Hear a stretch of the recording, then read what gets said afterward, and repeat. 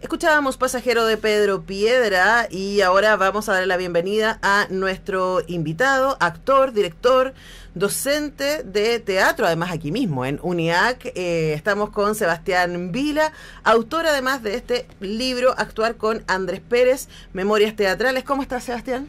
Muy buenos días, muy bien, muchas gracias por la invitación. Bueno, muy contenta de poder recibirte acá, también en tu casa. En mi casa, sí, hace mucho tiempo que trabajo aquí en la UNIAC. Nos encanta, bueno, y de hecho este libro nos encanta. Con la Muri no paramos de sorprendernos la cantidad de gente talentosa que trabaja en esta universidad, y siempre estamos, en serio, también en la Facultad de Arte especialmente, tremenda cantidad de talento. Y este libro también viene, tú lo cuentas, de tu interés como profesor. Exacto. ¿Cómo hacemos para que la experiencia de trabajar junto a Andrés Pérez y a los aprendizajes en el hacer que tuviste con él pudieran ser de alguna manera metodologizados y compartidos para las nuevas generaciones de actores y actrices que están estudiando hoy día o que están ejerciendo hoy día? Hablemos de ese motor para escribir este libro y cómo fue también el proceso de, por un lado, juntar. La primera parte del libro es una crónica de básicamente tu trabajo junto al Gran Circo Teatro, y la segunda parte tiene más que ver con entrevistas donde está mucho más claro la pregunta por el ejercicio teatral. Entonces hablemos de esa organización y cómo fue para ti la experiencia de ir armando este libro. Bueno, como tú dices, este libro nació un poquito de que yo me di cuenta de que toda la experiencia, los 10, 9 años que yo pasé con el Andrés, yo siempre se lo contaba a mis amigos, a mis colegas, le decía las aventuras de que trabajé con Andrés, cuando hice La Negra Esther, la consagración de la pobreza, cómo trabajaba el Andrés. Y un día, en pandemia, me di cuenta de que había que escribirlo, porque yo tenía que transmitir esta experiencia. Y eso fue el motor, digamos, ¿no? Y ahí empecé a escribir y, como tú dices, con un acento especial en el método, en la técnica que usaba el Andrés, porque el Andrés tenía una técnica muy clara y muy precisa de cómo trabajar con los actores, que se basaba en la improvisación, ¿ya? Uno, a través de la improvisación, encontraba al personaje a través de un estado emocional, ¿ya? Y eso era muy útil para los actores. El Andrés lograba grandes cosas con los actores con esta metodología. Entonces yo en el libro también intento transmitir esa metodología, como tú dices, sobre todo para la gente que está interesada en el teatro, la gente que estudia teatro, que le gusta conocer del teatro. Ese es el acento, ¿no? Sobre todo para los estudiantes, ¿no?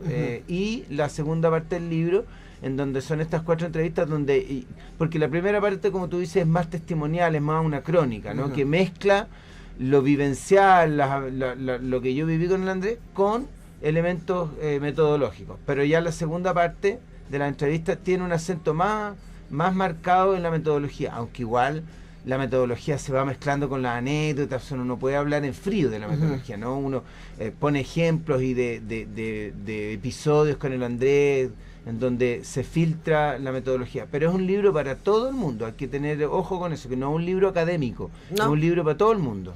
Sí, además también yo creo que cualquiera que ha visto, bueno, por supuesto La Negra Esther, que se sigue dando, ¿no? Rosa Ramírez se ha encargado de que esa obra siga viva, de que el elenco se siga renovando y que esté por lo menos 4 veces al año en el Nescafé de los Artes. En los últimos años ya es como un clásico que está ahí. Poner también en contexto los procesos de creación de una obra como esa, ¿no? Tú llegaste al segundo grupo, ¿no? Segundo grupo. Y nos cuentas eso en el libro, y preguntarte también sobre esa. Bueno, tú nos cuentas algo en el libro de lo que significó para ti, y además que te pusieran cuando recién habías llegado de protagonista, ¿no? Vas a entrevistar a Roberto Parra, vos dale. Pero también de pensar en una obra tan emblemática como esa, en su contexto, y que nos ayuda a nosotros, la audiencia, a entender cómo se armó, porque además era un mundo muy distinto al de hoy día. Claro, La Negra Esther fue una obra que nació justo en una coyuntura política histórica de Chile, que se estrenó, La Negra Esther se estrenó el 88, justo en el momento del plebiscito del cambio de la dictadura a la democracia. Entonces el contexto era muy especial. Y como yo cuento en el libro, el Andrés venía con la idea de montar una obra sobre Balmaceda. Y los actores, Willy, la María, le dijeron, no, más militares, más historia de soldados no queremos. Y le dijeron, aquí tenemos los poemas de Roberto Parra. Y ahí el Andrés conectó inmediatamente con eso, conoció a don Roberto, como dice Willy, hicieron un link o sea, se entendieron al tiro perfectamente entre el Andrés y don Roberto y escribieron esta obra en este contexto tan especial del país, ¿no? Que la gente no quería más horror, no quería más dictadura, quería olvidarse un poquito de eso, y esta historia de amor vino como a ser, yo creo, como un bálsamo para la gente, ¿no? Como en ese contexto se da. Y bueno, la Negra Esther, como le dicen el Willy, la María, Aldo, el Horacio, que fueron el elenco original, se montó en 5 semanas. O sea, muy rápido. Estaban todos como inspirados, ¿no? Yo no creo que estaban como en la vena artística muy, muy fuerte. Sí, y además yo creo que siempre es bueno recordar, especialmente a la gente más joven, es un mundo pre-Fondart. Pre-Fondart, exactamente. Claro, el Andrés, yo sé, lo que cuentan es que él venía con él venía de haber estado, de estar trabajando con la Mouchkine en Francia, con el Teatro du Soleil, de haber protagonizado una obra de Gandhi, él era Gandhi, y venía por 2 semanas como de vacaciones a Chile, y ahí se metió a ver qué pasaba con esta obra, y venía él con un poquito de plata.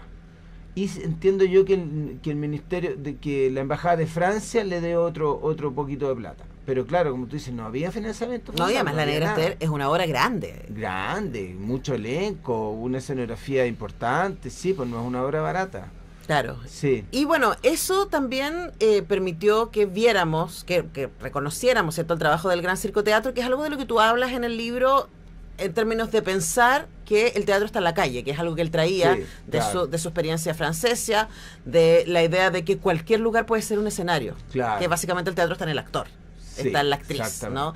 De cómo van a encarnar esta historia, y vamos a volver a sobre lo de encontrar el personaje, pero preguntarte por eso también, porque son obras ambiciosas. De hecho, también tú nos hablas de la obra que vas a protagonizar después, La consagración de la pobreza, que también va a ser una obra grande, con harta investigación, con alocada investigación, tú nos cuentas ahí en las calles de Tomé, pero que también requiere un nivel de producción súper grande, y al mismo tiempo se cruce, ¿no?, entre gran producción, elencos numerosos, y al mismo tiempo callejero. Claro. Bueno, el Andrés le gustaba la cosa grande, las obras largas de muchos personajes.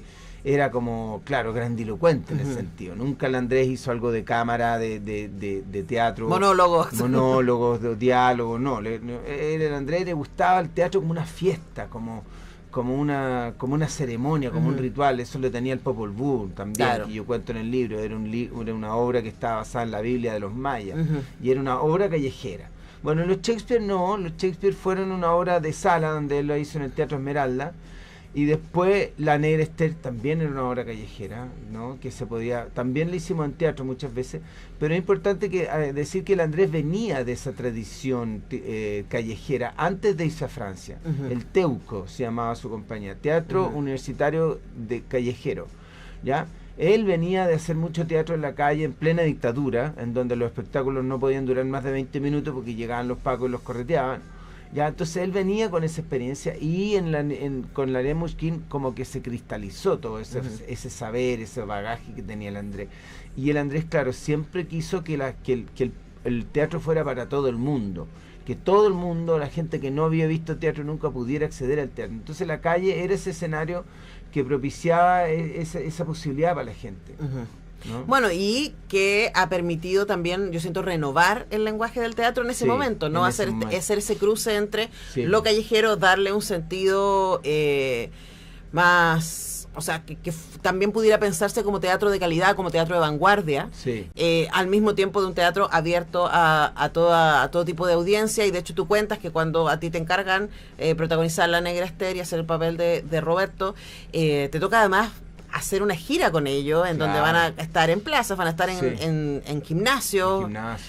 Otro tipo de experiencia, y preguntarle también sobre eso, ¿no? Sobre la importancia que tenía para Andrés Pérez y su creación, y tú lo cuentas acá en el libro, pero compartámoslo acá, la experiencia de la audiencia. Claro, nosotros hicimos esa gira, yo recién había resumido el papel de Roberto, hicimos una gira que financió la Dijeder en ese tiempo. Dirección, no me acuerdo qué es lo que era la Dijeder. Y hicimos una gira por todo el sur y el norte de Chile, y claro, la gente que actuábamos mucho en gimnasios, me acuerdo, nunca un teatro, porque estábamos recién en los primeros años de la democracia, no había infraestructura cultural en ese momento, estaba todo muy en pañales, dormíamos en los colegios, en colchonetas, o sea, era muy precario, muy precario, no como ahora que uno va a hoteles, a teatros lindos, todo, una infraestructura que por suerte, y hay que decirlo, ha crecido, ya ha ido aumentando en su calidad, ¿no es cierto? Y la audiencia, nosotros actuábamos para todo el mundo, me acuerdo, las obras eran gratis, ¿no? Porque nosotros estábamos financiados por la IGD, entonces no todo el mundo venía, no pagaban, entonces había todo, niños, mujeres, guaguas, papás, todo, era muy bonito hacer teatro en ese momento, y la gente quedaba totalmente impresionada, era como un regalo para la gente, ¿no? Claro, y además con La Negra Esther, que es una obra tan del pueblo, básicamente, ¿no? Es una obra, claro, muy claro, que habla de lo popular, ¿no es cierto? El cantor Roberto Parra, cantor popular de cuecas choras con una prostituta, o sea, habla de los bajos fondos, de la identidad más profunda chilena. Pero con muchísimo cariño, yo creo que también es eso, cariño, no claro. con esta idea de la otredad peligrosa. No. Entonces, claro, uno diría, son los bajos mundos, pero también es un mundo lleno de cariño. De ternura, de amor, bueno, es una historia de amor muy profunda, ¿no? Y los personajes, claro, no son sórdidos, no hay sordidez, no hay patetismo, hay amor, ¿no? Todas las prostitutas son hermosas, son buenas, son cariñosas. Roberto también tienen su carácter, eso sí. Tiene su carácter. La japonesita no sacaba el cuchillo cuando no le pagaba. Sí. ¿No? Pero claro, es un mundo tratado con mucha ternura, con mucho cuidado, delicadeza. Sí. Estamos conversando con Sebastián Vila, actor académico acá de UNIAC en teatro y también autor de este libro, Actuar con Andrés Pérez, Memorias Teatrales, que como decíamos al principio tenía como motor original poder entregar el legado, ¿no? Y decir, esto fue lo que yo aprendí, que quede escrito para que otros puedan aprender. Y una cosa muy conmovedora de leer el libro, me pasó, Sebastián, es también esta idea que hoy día es más popular desde el budismo, ¿cierto? Desde los zen, de estar en el presente. Sí. Y de la relevancia que tiene eso para poder actuar bien. Hablemos un poquito de cómo tú fuiste aprendiendo esto justo, Andrés Pérez. Claro, bueno, eso era parte de la metodología del Andrés, estar en el presente, ¿no? Estar viviendo, transitando lo que el personaje está transitando sin pensar en lo que viene, sin una idea premeditada, ¿no? El Andrés, por ejemplo, él decía, no vengan con ideas de la casa, no estudien en la casa, no vengan con algo planeado del personaje, aquí tiene que suceder todo aquí, en el aquí y en el ahora, ¿no? Entonces, claro, esa era una cosa que tú dices, claro, muy budista, ¿no? De estar viviendo a concho el presente, de a concho lo que le estaba pasando al personaje, ¿no? Y que de hecho es muy la esencia del teatro, finalmente. Claro, ¿no? exacto, no solo el Andrés, el teatro es presente puro, ¿no? Porque es un hecho vivo frente a un público en un tiempo y en un espacio compartido, ¿no? No es como el cine que se salta de tiempo, claro, que sucedió en otro momento, quedó filmado. El teatro es presente puro. Y está pasando esa vez. Exacto, y únicamente esa vez, aunque vez. Hagan la obra 40 veces, claro, es solo esa función con ese equipo que se siente de la manera que se siente en ese pues. momento, y la audiencia que está en el lugar donde está en ese momento. Es muy mágico. Ahora, yo me preguntaba mientras leía, y aquí ya hacemos ficción porque no podríamos saber, ¿qué estaría haciendo Andrés Pérez hoy día? ¿Qué crees tú que estaría haciendo? Lo mismo, teatro callejero. Bueno, el Andrés, hay que decirlo, ese era otro aspecto de su trabajo, bueno, y por eso es que sufrió tanto de haber tenido un espacio, de haber podido tener un espacio con su administración propia, ¿no? De haber generado un espacio. Lo que le pasó en Balmas, en el Teatro Esmeralda, lo que le pasó en Matucana 100, ¿ah? Él siempre soñó con eso. Yo creo que el Andrés seguiría con la lucha, luchando por un espacio que generara encuentro entre los artistas y que generara un espacio para el público, más democrático, no tan elitista como hoy en día, que uno va al teatro y el teatro es caro, ¿no? El teatro es caro y muchas veces deja mucha gente afuera porque puede resultar un poco intelectual, un poquito elitista, ¿no? Y la gente que no está acostumbrada al teatro no lo entiende. El Andrés siempre quiso que el teatro fuera popular, que fueran historias que la gente entendiera, que el teatro fuera para todos. Yo creo que en eso estaría el Andrés ahora. Sí, y probablemente, y eso me parece muy lindo, y también de tu libro, ¿no? Para terminar, la idea de hacer escuela. Claro, de que porque yo pensaba mientras te leía cuánto de lo que yo he visto en el teatro contemporáneo que se está haciendo hoy día, también es muy hijo de Andrés Pérez, ¿no? Sí. Y uno puede pensar en La Pato Gallina, Exacto. exactamente, o en ustedes, ¿cierto? En Tío Teatro En La Banda. Patriótico Interesante también son Claro. compañías callejeras de grandes elencos, ¿no es cierto?